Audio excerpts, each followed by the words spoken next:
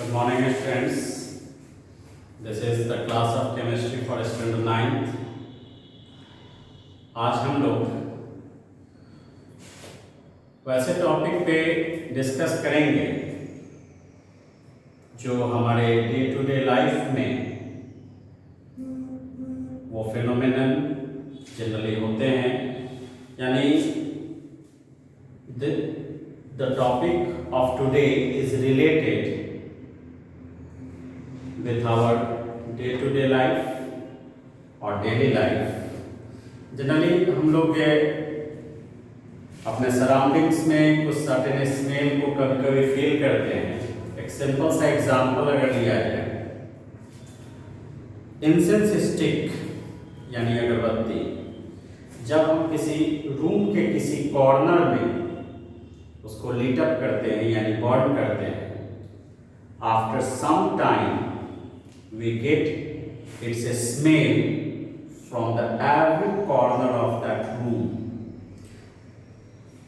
उस incense stick का smell पूरे रूम में थोड़ी देर में स्प्रेड कर जाते हैं एंड वो स्मेल उस रूम के किसी भी कॉर्नर में फील किया जा सकता है, स्मेल लिया जा सकता है। परफ्यूम, डिओड्रेंट को जब हम स्प्रे करते हैं, विद इन फ्यू सेकेंड्स उसके स्मेल पूरे रूम में स्प्रेड कर जाते हैं।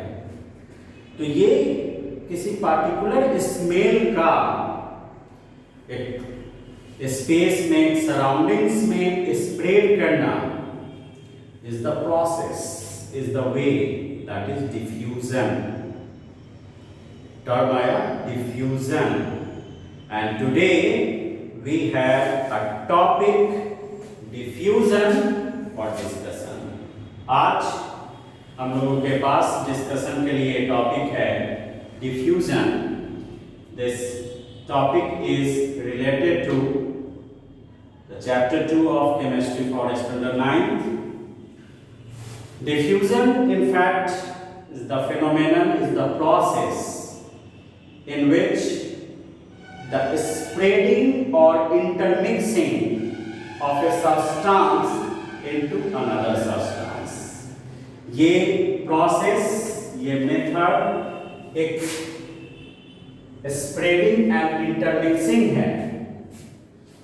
एक substance का किसी other substance के साथ या किसी other substance में, जैसे अभी हम लोगों ने इंसेंस स्टिक की बात की, वहां पे क्या देख रहे हैं कि उस इंसेंस स्टिक यानी अगरबत्ती का स्मेल स्प्रेड कर रहा है, इंटरमिक्स हो रहा है उस एयर में that is available in our room. हमारे रूम में जो एयर है, जो एटमॉस्फेयर है, उसमें उस इंसेंस स्टिक का स्मेल का स्प्रेडिंग हो जाना, this is possible by diffusion. Perfume spray किया गया और विद इन सेकेंड्स उसका स्प्रेडिंग कर जाना, रूम के हर पार्ट में उसके स्मेल को ले पाना या उसको फील करना, this is due to diffusion. तो यहाँ पे ये जो स्मेल है वो टाइम के साथ स्प्रेड करते हैं और एयर में उनका मिक्सिंग होता है, इंटरमिक्सिंग होता है। तो this is the spreading and intermixing of one substance with another substance due to the movement of their particles, due to the movement of their particles. ये diffusion possible तभी होते हैं जब उन substance के particles में movement होता है, और ऑलरेडी हम लोग इसके बारे में डिस्कस कर चुके हैं कि all type of matters are generally made up of particles, whether they are solids or liquids or gas. वो solid हो, liquid हो, gas हो, all those are made up of particles and these particles are constantly in motion. Solids हो, liquids हो, gas हो, whatever कोई भी materials है वो particles के बने हैं और वो particles उसमें continuously, constantly move करते हैं। That means the particles of matter has movement. तो वो मूवमेंट यहाँ पे डिफ्यूजन में सपोर्ट करता है। उन मैटर के जो भी पार्टिकल्स हैं वो मूव करते हैं और उन मूवमेंट के कारण एक सब्सटेंस का किसी अदर सब्सटेंस में इंटरमिक्स होना, स्प्रेड करना इज द डिफ्यूजन। ये डिफ्यूजन जो भी हमारे सराउंडिंग्स में या डिफरेंट स्टेट्स ऑफ मैटर में होते हैं, ये डिफ्यूजन का जो मैनर है, जो रेट है, जो वे है, is not quite same for all type of matters और मटेरियल्स। तो यहां पे हम लोग देखेंगे कुछ ऐसे फैक्ट्स जिससे ये आइडिया मिलेगा कि किस तरह के कंडीशंस में डिफ्यूजन रेट कैसा होता है, स्लो होते हैं, फास्ट होते हैं। That means what is the manner of diffusion in different conditions, about them we get an idea after discussing this facts. यहाँ पे 3 फैक्ट्स दिए गए हैं जो डिफ्यूजन से रिलेटेड हैं और इन फैक्ट्स के डिस्कशन बेसिस पे डिफ्यूजन से रिलेटेड बहुत सारे फेनोमेनन को समझ पाएंगे, उनसे रिलेटेड आइडिया हम लोगों को मिल पाएगा। First, diffusion occurs always from higher concentration region to the lower concentration region. ये एक बहुत रिमार्केबल बात है कि जब दो सब्सटेंसेस एक दूसरे के क्लोज होते हैं तो कौन सा सब्सटेंस किसमें मिक्स होगा, वो डिपेंड करता है कि दोनों सब्सटेंसेस में किनका कंसंट्रेशन हाई है। Concentration you know related to density, वो उनके डेंसिटी से रिलेटेड है। जिन सब्सटेंस की डेंसिटी ज्यादा होगी that is higher, that has higher concentration, और जिस सब्सटेंस की डेंसिटी कंपैरेटिवली लो होगी that has lower concentration. Diffusion के लिए यह फैक्ट है कि डिफ्यूजन किसी भी सब्सटेंस के लिए पॉसिबल है, बट हमेशा डिफ्यूजन का जो डायरेक्शन होता है वो higher concentration region to lower concentration region होते हैं। मतलब दो सब्सटेंसेस जो क्लोज हैं उनमें जिस सब्सटेंस का कंसंट्रेशन हाई होगा वो उस सब्सटेंस के साथ मिक्स करेंगे जिनका कंसंट्रेशन लो होगा। जैसे सपोज किया जाए मिल्क एंड वाटर का डिफ्यूजन करते हैं, गैस का भी एग्जांपल ले सकते हैं, but you know gas is invisible so it is tough और difficult to finding about this fact, इसलिए हम लोगों ने यहाँ पे लिक्विड का एग्जांपल लिया है। वाटर और मिल्क, वाटर में मिल्क को या मिल्क में वाटर मिक्स करें तो एक क्वेश्चन ये दिमाग में आता है कि वाटर मिल्क में स्प्रेड करेगा या मिल्क वाटर में स्प्रेड करेगा। तो दोनों के कंसंट्रेशन को चेक करेंगे तो ऐसा देखते हैं कि milk has higher concentration than water, water से मिल्क का कंसंट्रेशन ज्यादा होता है। क्वाइट नेचुरल कि जब वाटर एंड मिल्क एक दूसरे के कांटेक्ट में आएंगे तो मिल्क विल स्प्रेड और इंटरमिक्स इनटू वाटर। इसी तरीके से और भी एग्जांपल्स हैं जिसमें जब दो सब्सटेंसेस मिक्स होंगे तो उनमें जिनका भी कंसंट्रेशन हाई होगा वो स्प्रेड करेंगे लोअर कंसंट्रेटेड सब्सटेंसेस में। जैसे यहाँ पे स्मेलिंग के लिए इंसेंस स्टिक की बात कर रहे थे तो उनके पास कुछ स्मेलिंग पार्टिकल्स होते हैं, उस पार्टिकल्स का स्प्रेडिंग होता है एयर में, क्योंकि एयर में जो भी गैसेस हैं उनका कंसंट्रेशन उस इंसेंस स्टिक के स्मेलिंग एजेंट के पार्टिकल्स से लेस होते हैं। उस कंडीशन में इंसेंस स्टिक का स्मेल स्प्रेड करता है एटमॉस्फेयर में, एयर में, क्योंकि कंसंट्रेशन एयर का वहां पर लो है। ऐसे ही सॉलिड्स के केस में भी पॉसिबल हो सकता है कि अगर एक सॉलिड्स का किसी अदर लिक्विड्स के साथ अगर वहां पे, जैसे बाय द वे सॉल्यूशन के फॉर्मेशन का केस लेते हैं, एक शुगर या साल्ट को हम लोग वाटर में डालते हैं, this is the case of solubility, but spreading वहाँ भी होता है। अब साल्ट या शुगर को जब हम लिक्विड में डालते हैं तो after some time that water becomes salty completely or sweet completely if we added sugar into it। पूरी तरह से शुगर का उसमें मिक्स हो जाना या साल्ट का मिक्स हो जाना, this is also a case of diffusion.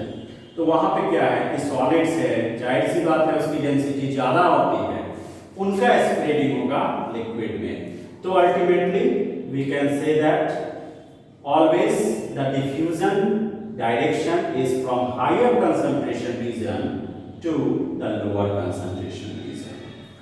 Second one, the diffusion is possible in all states of matter, solids, liquids and gases। Diffusion की पॉसिबिलिटी सभी स्टेट्स ऑफ मैटर में है, सॉलिड्स में भी डिफ्यूजन होता है, लिक्विड्स में भी डिफ्यूजन होते हैं, गैस में भी डिफ्यूजन होता है, but with different rates। means वो डिपेंड करता है कि जो भी मैटर का डिफ्यूजन हो रहा है उसमें पार्टिकल्स का क्या अरेंजमेंट है, उसमें पार्टिकल्स के मूवमेंट का क्या स्टेटस है। डिफ्यूजन सभी स्टेट्स में पॉसिबल है, लेकिन रेट जो डिफ्यूजन रेट है सब में सेम नहीं है, किसी में फास्ट है, किसी में स्लो है। कॉमन यहाँ पे स्टेटमेंट दिया जा सकता है कि diffusion rate is maximum in gases and minimum in solids. Question भी इससे रिलेटेड होता है कि why is diffusion rate maximum in gases but minimum in solids. तो रीजन है गैसेस और सॉलिड्स दोनों के पार्टिकल्स का जो अरेंजमेंट है दोनों में, उनके स्टेटस को अगर चेक किया जाए तो in solids the particles are compact very close, that is why the movement of the particles of solid is very slow, but in gases there is sufficient space between the particles and the movement of particles in the gas is fast. तो simple सी बात है कि जिस matter के particles में जितना fast movement होगा उसमें डिफ्यूजन रेट फास्ट होगी, जहां पार्टिकल्स का मूवमेंट स्लो होगा डिफ्यूजन रेट स्लो होगा। ऐसा लगता है कभी कभी कि how is it possible to diffusion with the solids, solids के साथ तो डिफ्यूजन पॉसिबल नहीं, उसके पार्टिकल्स के बीच स्पेस इतना कम है, पार्टिकल्स का जो मूवमेंट है वो निग्लिजिबल है, तो सॉलिड्स में डिफ्यूजन थोड़ा सा मुश्किल दिखता है।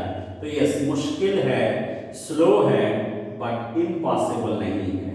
बहुत सिंपल सा एग्जांपल्स अगर हम लोग लेते हैं, जनरली ब्लैक बोर्ड पे जब हम लोग चॉक से कुछ स्टेटमेंट लिख देते हैं या व्हाइट बोर्ड पे मार्कर से कुछ स्टेटमेंट लिख देते हैं और उसको मिटा देते हैं, तुरंत थोड़ी देर के बाद उसको रब कर दिया जाए, वो कंप्लीटली क्लीन हो जाता है।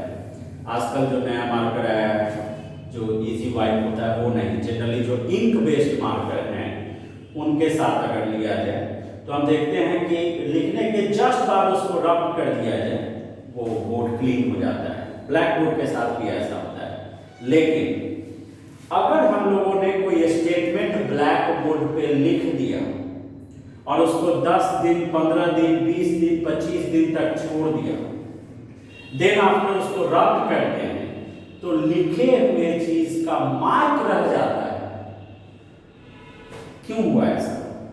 ऐसा इसलिए हुआ कि वहां पे चॉक के पार्टिकल्स और ब्लैक बोर्ड के पार्टिकल्स के बीच डिफ्यूजन हुआ है, क्योंकि दोनों सॉलिड्स थे, इसलिए जब हम तुरंत रब कर देते थे तो उस समय डिफ्यूजन रेट स्लो होने के कारण नहीं हो पाता था diffusion.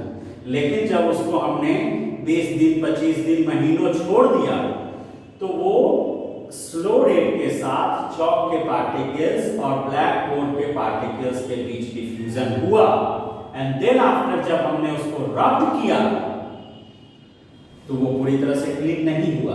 This activity shows that diffusion is possible in solids also, but with a very slow speed, with a very slow rate. तो गैस में चूंकि पार्टिकल्स काफी दूर हैं, उनका मूवमेंट फास्ट है, इसीलिए उसमें डिफ्यूजन बहुत फास्ट होते हैं।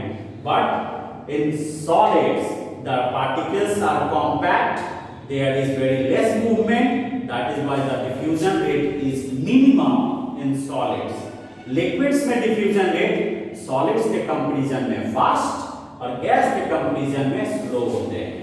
यानी गैस में जिस रेट से डिफ्यूजन होगा उससे लेस रेट में लिक्विड्स में डिफ्यूजन होंगे, क्योंकि पार्टिकल्स का अरेंजमेंट उसमें गैस के कंपैरिजन में ज्यादा क्लोज है, मूवमेंट गैस के पार्टिकल्स के मूवमेंट के कंपैरिजन में स्लोअर है, बट डिफ्यूजन की पॉसिबिलिटी सब में है। Third one is diffusion rate becomes fast. Diffusion rate becomes fast in particular substance on heating। बहुत सिंपल सा एग्जांपल इसके लिए लेके इस बात को समझा जा सकता है।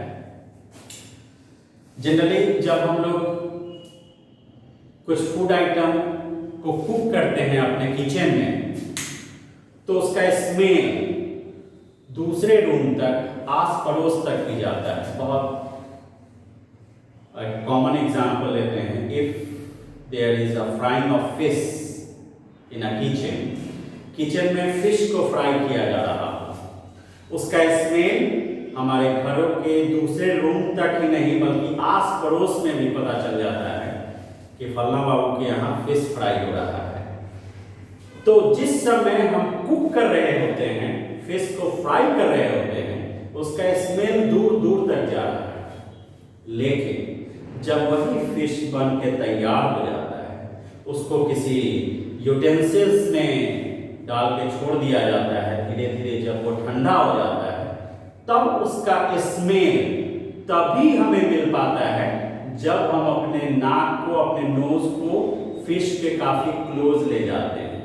यानी अब उसका वो जो फिश, कुक्ड फिश है जो तैयार हो चुका है, स्टोर है, उसका स्मेल पड़ोस में तो क्या दूसरे रूम तक नहीं जा रहा है, उसके स्मेल को लेने के लिए हमें अपने नोज को उसके पास ले जाना पड़ता है, तब जाके उसका स्मेल मिलता है। यानी कुकिंग के दौरान जो उसमें स्मेल का स्प्रेडिंग होना, this is due to the diffusion, वो फास्ट था, जिसके कारण वो दूर दूर तक उसके स्मेल जा रहे थे।